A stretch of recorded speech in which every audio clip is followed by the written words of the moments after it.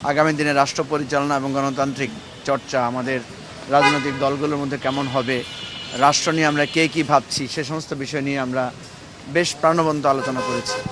বলা যায় প্রায় 1 ঘন্টার মতো আমাদের মধ্যে আলোচনা হয়েছে এবং আমরা মনে করি যে এটা বাংলাদেশের আগামী দিনের রাজনীতি, গণতন্ত্র, নির্বাচন সব কিছুর জন্য এটা একটা ভালো সূচনা।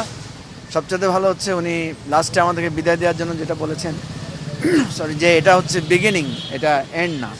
অর্থাৎ এই ধরনের আলোচনা আলো চালু থাকবে এবং এটা নতুন রাজনৈতিক সংস্কৃতি বাংলাদেশে চালু করতে পারবো আমরা, এটা আমাদের প্রত্যাশা।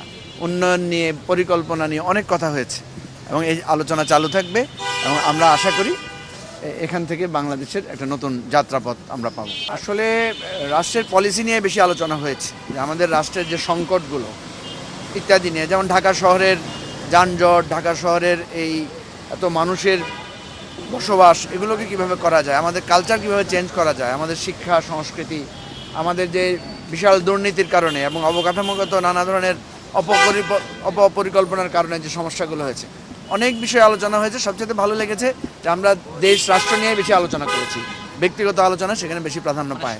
আমরা বলেছি যেটা আমাদের ব্যারিস্টার ফুয়াদ সেখানে আলোচনা তুলেছিলেন, যে শহীদ প্রেসিডেন্ট জিয়াউর রহমান বলেছিলেন যে সরকার শুধু থাকলে হবে না, বিরোধী দলও হতে হবে একটা দায়িত্বপূর্ণ বিরোধী দল।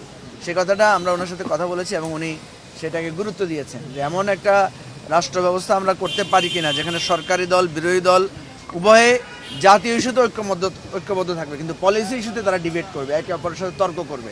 এমনও আমরা আলোচনা করেছি যে আমরা যেটা চাইবো বা আমরা যেটা ভালো মনে করবো আমরা সেটা বলবো, ওনারা যেটা ভালো মনে করবেন সেটা বলবেন এবং একে অপরের ব্যাপারে আমাদের তর্ক বিতর্ক হবে, রাজনৈতিক বৈরিতা হবে পলিসি ইস্যুতে। রাজনৈতিক বৈরিতা, রাষ্ট্রের অখণ্ডতার সার্বভৌমত্ব, এই সমস্ত বিষয় হবে না।